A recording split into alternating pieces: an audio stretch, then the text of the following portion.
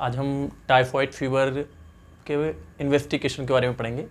इससे पहले मैंने टाइफॉइड का क्या कारण होता है और उसकी क्या पैथोलॉजी है और क्लिनिकल फीचर क्या होते हैं उसके बारे में बता रखा है। अगर आपने नहीं देखा है तो इससे पहले वाला लेक्चर देखें ताकि समझने में आसानी हो।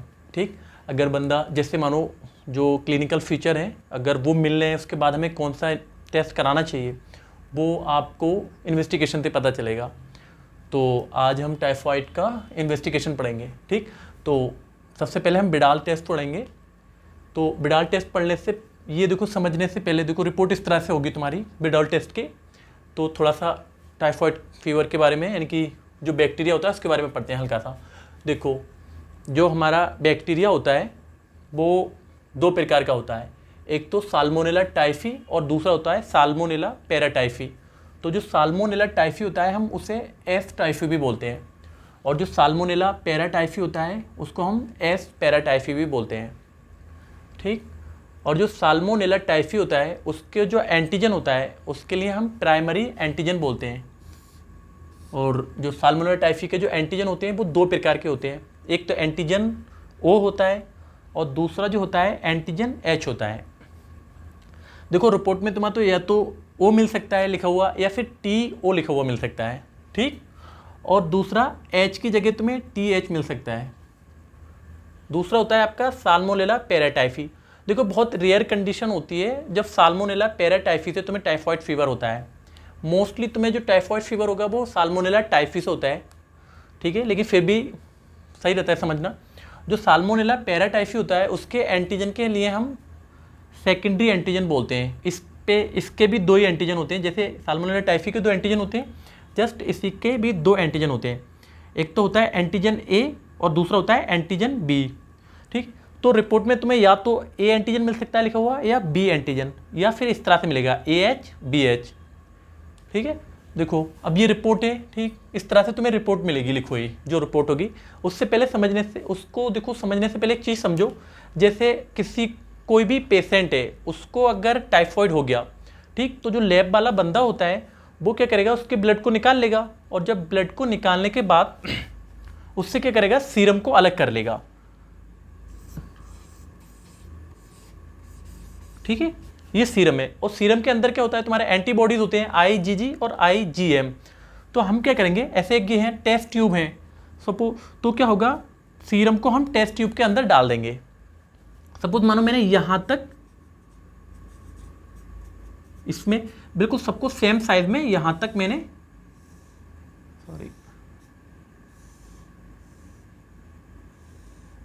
सबके अंदर क्या करा, सीरम को एक सेम साइज में सबको भर दिया।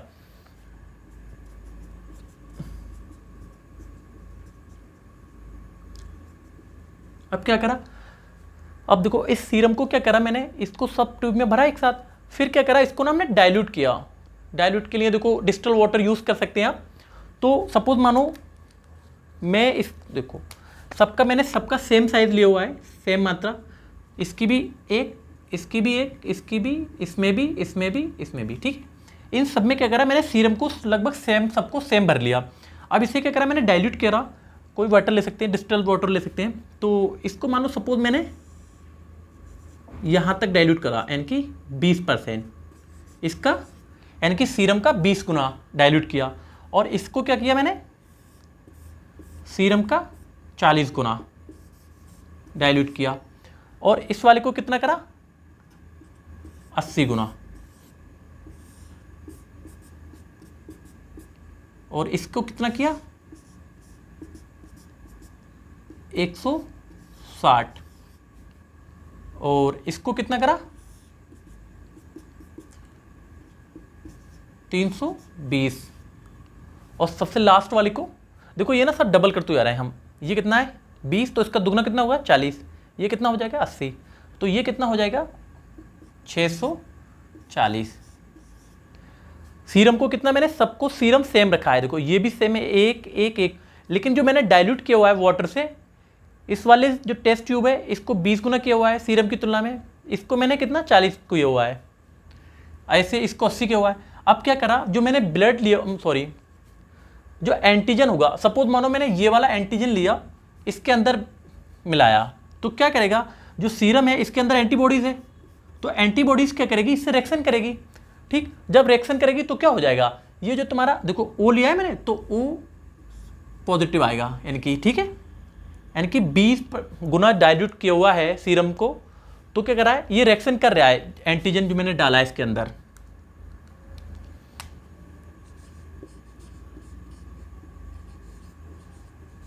ठीक, इसके अंदर एंटीजन को मिलाया। अब यही वाला एंटीजन में फिर इसमें मिला के देखा कि रिएक्शन कर रहा है नहीं कर रहा है, यानी कि 40 गुना डाइल्यूट किए हुए पे, तो इसमें भी रिएक्शन किया हुआ, अगर इसमें रिएक्शन करेगा तो 40 गुने पे भी पॉजिटिव आएगा। ठीक है, फिर यही वाला वो एंटीजन मैंने इसमें मिला के देखा कि रिएक्शन की या नहीं की, अगर इसमें रिएक्शन करेगा तो फिर ये भी पॉजिटिव हो जाएगा। ठीक है, और अगर मैं फिर इसमें मिलाता हूँ यही वाला, यानी कि ओ वाला एंटीजन अगर मैंने इसमें मिलाया 160 वाले में, और यहाँ पे अगर इसने रिएक्शन कर ली तो क्या होगा, ये भी पॉजिटिव हो जाएगा। ठीक, और मान लो अगर यहाँ पे भी रिएक्शन कर रहा है, ये 120 पे भी अगर ओ एंटीजन अगर रिएक्शन कर रहा है तो ये भी पॉजिटिव हो जाएगा। ठीक, अब देखो मैंने ओ एंटीजन को देख लिया, अब मैंने 640 गुना पे वाटर में जो ऐसे 640 गुना डाइल्यूट है ये वाला, यानी कि जो सीरम है, अगर मैं इसमें ओ एंटीजन मिला रहा हूँ और यहाँ पे अगर इसने रिएक्शन नहीं की तो क्या हो जाएगा, नेगेटिव हो जाएगा। ठीक है, अब देखो ये वाला एंटीजन तो मैंने चेक कर लिया, अब मैं इस वाले एंटीजन H को चेक कर रहा हूँ, इसमें फिर मैं H को डाला इस वाले में, अगर इसमें रिएक्शन करेगा तो पॉजिटिव हो जाएगा। ठीक, इसमें भी अगर रिएक्शन करेगा तो ये भी पॉजिटिव आएगा, और अगर इसमें रिएक्शन करेगा तो ये भी पॉजिटिव हो जाएगा। सपोज मान लो अगर 160 वाले में अगर रिएक्शन नहीं की इसने, यानी कि H एंटीजन ने अगर इसमें रिएक्शन नहीं की तो ये नेगेटिव आएगा, और इसमें भी फिर रिएक्शन नहीं करेगा, क्योंकि इसमें नहीं की तो इसमें भी नहीं करेगा, नहीं इसमें करेगा, तो ये भी नेगेटिव और ये भी नेगेटिव। अब देखो जो साल्मोनेला पैराटाइफी होता है तुम्हारा, ये बहुत रेयर कंडीशन होती है जो तुम्हें टाइफॉइड फीवर करता है, फिर भी मैं चेक कर लेता हूँ क्या ए एंटीजन को मैं इसके अंदर डाल के देखूंगा, जो सीरम है जो मैंने 20 गुना डाइल्यूट किया हुआ है पानी से, तो मैंने देखा इसमें डाला तो इसने इससे रिएक्शन कर ली, अगर रिएक्शन करेगा तो पॉजिटिव हो जाएगा। ठीक, फिर मैंने फिर इसके अंदर चेक करा कि इससे रिएक्शन करेगा नहीं करेगा, तो यहाँ पे इसने रिएक्शन नहीं की तो ये नेगेटिव हो जाएगा, इसमें करा तो इसमें भी रिएक्शन नहीं करेगा, क्योंकि जब इसमें नहीं की तो इसमें तो नहीं करेगा, तो ऐसे ये भी सब नेगेटिव हो जाएंगे। ठीक है, अब इसको चेक किया मैंने बी को, क्या बी इसमें रिएक्शन करेगा नहीं करेगा, तो बी एंटीजन को अगर मैंने इसमें डाला और इसने रिएक्शन नहीं की इसमें, तो नहीं करेगा तो नेगेटिव हो जाएगा, और करता तो पॉजिटिव होता, सिंपल। अब देखो ये तो हो गया तुम्हारा। अब देखो पता कब चलेगा क्या, कितनी मात्रा पे, यानी कि कितने डाइल्यूटेशन पे, यानी कि जो डाइल्यूट किया हुआ है मैंने, कितने डाइल्यूट पे पॉजिटिव माना जाएगा, यानी कि टाइफॉइड फीवर। ठीक है, तो पहले से छाप लें आप। ठीक, देखो अब देखते हैं, ये देखो इसे मैं मिटा दे रहा हूं।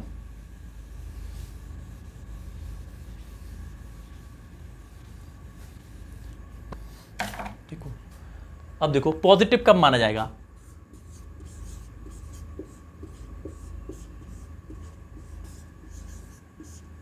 देखो अगर ये जो है मतलब ये डाइल्यूटेशन जो है अगर 160 है या इससे ऊपर है, ठीक है, अगर यहां तक पॉजिटिव आ रहा है, देखो चाहे ये आ जाए, ये आ जाए, चाहे ये आ जाए, ये आ जाए, कोई सा भी अगर 160 तक पॉजिटिव आ रहा है तो आपका क्या माना जाएगा, क्या पॉजिटिव है, टाइफॉइड हो रखा है इसके लिए।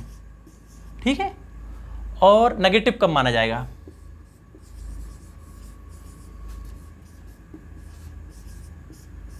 देखो नेगेटिव यहां तक, देखो अगर नेगेटिव कब होगा, जैसे सपोज मान लो ये होता इस तरह से, तो कहां तक है पॉजिटिव, सिर्फ कितना है 80 तक ही पॉजिटिव आ रहा है, ये दोनों पॉजिटिव आ रहे हैं, कोई एक आ जाए पॉजिटिव, तो 80 तक मान लो आ रहा है तो क्या होगा, नेगेटिव होगा। इससे यहां तक कहीं भी आए तो क्या होगा, ये नेगेटिव होएगा। ठीक, 80 या 80 से कम आ रहा है पॉजिटिव, ठीक है, तो नेगेटिव माना जाएगा। ठीक है, छाप लो। अब देखो ये तो मैंने पढ़ लिया टाइफॉइड, यानी कि ये है बिडाल टेस्ट पढ़ा हुआ है। अब बिडाल टेस्ट के बाद हम क्या करते हैं, एक दूसरा टेस्ट होता है, यानी कि टाइफी डोट नाम से होता है। देखो ये क्या है, कंफर्मेशन के लिए 100% नहीं है, क्योंकि अगर आपने टाइफॉइड करा भी लिया फर्स्ट वीक में तो पॉजिटिव भी आ गया या नेगेटिव भी आएगा मोस्टली, क्योंकि एंटीबॉडीज जो होती हैं तुम्हारी इतनी जल्दी ब्लड के अंदर नहीं जाती। तो नेगेटिव भी आएगा होगा अगर, और एक महीने सपोज जैसे 1 वीक के बाद ही टाइफॉइड यानी कि बिडाल कराते हैं तभी पॉजिटिव आता है, तो 1 वीक यानी कि तुम्हारा कोई इंतजार भी नहीं करेगा 1 वीक तक। तो कन्फर्मेशन के लिए आप क्या करते हैं, एक दूसरा टेस्ट होता है टाइफीडोट के नाम से, आप उसके लिए 2-3 दिन में, अगर जैसे बुखार से कोई ग्रस्त बंदा है तो आप 2 या 3 दिन के अंदर अगर टाइफीडोट कराते हैं तो पॉजिटिव नेगेटिव, अगर है टाइफॉइड तो पॉजिटिव आएगा, नहीं है तो नेगेटिव आएगा। ठीक है, तो मैं इसको मिटा दे रहा हूँ।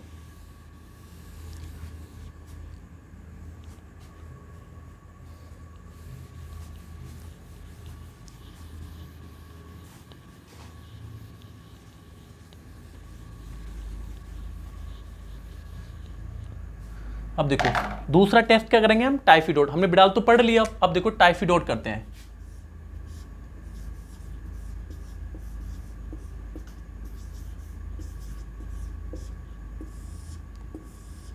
देखो टाइफीडोट क्या है, जस्ट बिल्कुल सेम टू सेम ऐसे ही जैसे कोई भी एक पेशेंट है जो, ठीक है, अब पेशेंट का क्या होगा, जो लैब वाला बंदा है उसके ब्लड को निकाल लेगा, ठीक, और ब्लड से क्या करेगा, सीरम को सेपरेट कर लेगा। अब सीरम के अंदर क्या होता है, एंटीबॉडीज होती हैं। तो देखो टाइफीडोट करने के लिए क्या होता है, एक किट आती है। तो क्या होता है, जैसे मानो ये तुम्हारी स्लाइड है, ये ठीक, ये स्लाइड है।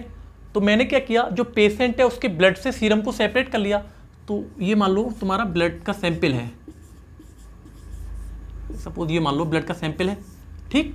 और क्या हुआ, जो बैक्टीरिया है उसका एंटीजन, जैसे साल्मोनेला टाइफी है, उसके एंटीजन को मैंने यहां से ले लिया, ठीक है,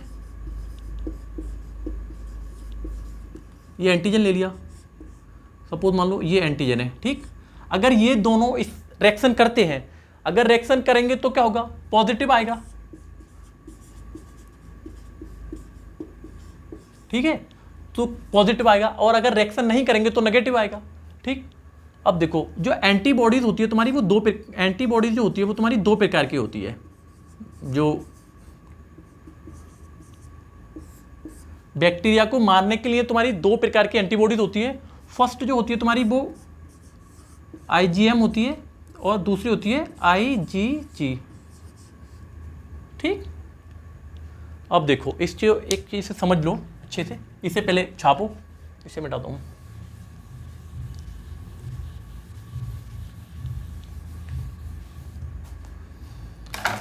देखो जैसे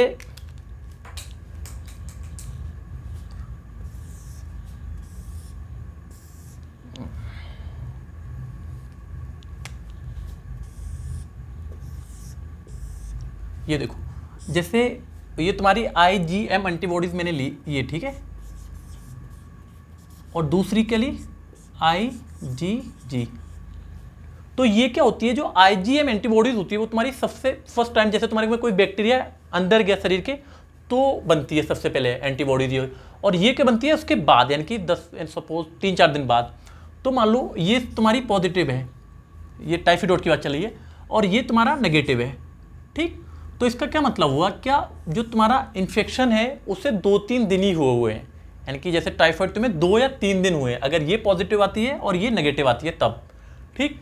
अब देखो ये क्या, अगर सपोज मानो ये नेगेटिव हो जाए और ये पॉजिटिव हो जाए, इसका क्या मतलब हुआ कि जो तुम्हारा टाइफाइड था वो मतलब होने के बाद ठीक हो चुका है, मतलब जो तुम्हें बुखार आ रखा था, टाइफाइड फीवर हो रखा था, वो सबसाइड कर गया है और तुम ठीक हो रखे हो, ठीक। और इसके बाद क्या, सपोज मान लो जैसे दोनों ही नेगेटिव आ गए, ये भी नेगेटिव और ये भी नेगेटिव, तो इसका मतलब है जो डॉक्टर ने डायग्नोस किया है वो गलत किया हुआ है, आपको टाइफाइड फीवर ही नहीं है, ठीक। अब ऐसे मान लो ये दोनों नेगेटिव ना होकर अब ये दोनों क्या हो जाए, ये और ये दोनों पॉजिटिव हो जाए, तो इसका मतलब क्या है, क्या इन्फेक्शन तुम्हें बना हुआ है, ठीक है। और मतलब इन्फेक्शन जो है वो मतलब चरम सीमा पे है आपके, ठीक। समझ में आ गया, ये टाइफीडोट है, ये मैंने समझाया, ये सब मिला के टाइफीडोट था, ठीक। छापो।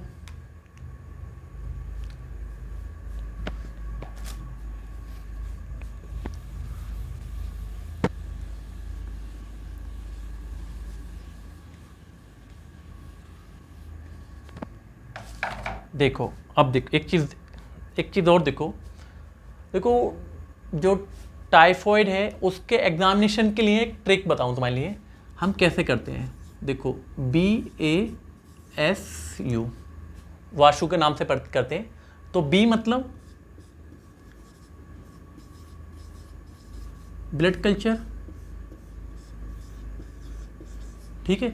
अगर किसी पेशेंट को फीवर है और आपको लग रहा है कि अब वो टाइफॉइड हो सकता है और वो फर्स्ट वीक में, यानी कि आपके पास फर्स्ट वीक में आ जाए, तो आपको सबसे बेस्ट तरीका है कि आप ब्लड कल्चर करा लें, ठीक है। तो अगर फर्स्ट वीक में अगर आपको टाइफॉइड को चेक कराना है, अगर फीवर है और आपको लगा है कि टाइफॉइड फीवर हो सकता है, तो फर्स्ट वीक के लिए आपको ब्लड कल्चर कराना चाहिए। तो ये है तुम्हारा फर्स्ट वीक के लिए, ठीक। अब दूसरा मैंने एग्लूटिनेशन बोलते हैं, जिसे बिडाल टेस्ट बोलते हैं आप। ये होता है तुम्हारा बिडाल टेस्ट, एग्लूटिनेशन लिख दे रहा हूं।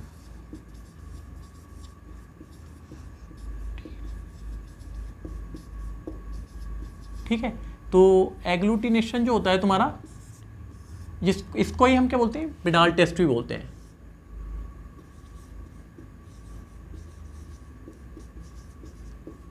ठीक, अगर कोई भी पेशेंट अगर 2 वीक हो गए से 2 सप्ताह हो गए बीमार होते हुए, यानी कि सेकेंड वीक में वो तुम्हारे पास आया और बता रहा है कि मुझे फीवर है, तो आपको बिडाल टेस्ट करा लेना चाहिए, तब यानी कि ये पॉजिटिव आएगा। इसके बाद क्या है, जैसे स्टूल में कितने वीक में मिलेगा तुम्हें, थर्ड वीक में आपके स्टूल में टाइफॉइड मिल सकता है, टाइफॉइड का बैक्टीरिया। अगर आप स्टूल कल्चर कराते हैं तो अगर थर्ड वीक में पेशेंट है, अगर 3 वीक से ज़्यादा उसे फीवर हो गया है 3 वीक तक, तो आप स्टूल कल्चर करा सकते हैं। तो स्टूल में बैक्टीरिया मिलेगा तुम्हें तीसरे वीक में, ठीक है। ये बिडाल टेस्ट का होता है सेकेंड वीक, और ये तुम्हारा थर्ड वीक। और लास्ट यूरिन कल्चर तुम्हारा, यानी कि यूरिन के अंदर तुम्हारा जो टाइफॉइड का बैक्टीरिया है वो तुम्हें 4th वीक में मिलेगा। अगर 4th वीक तक कोई ग्रस्त रहा है तो आपका सबसे बेस्ट होगा कि आप यूरिन कल्चर करा लें उसका।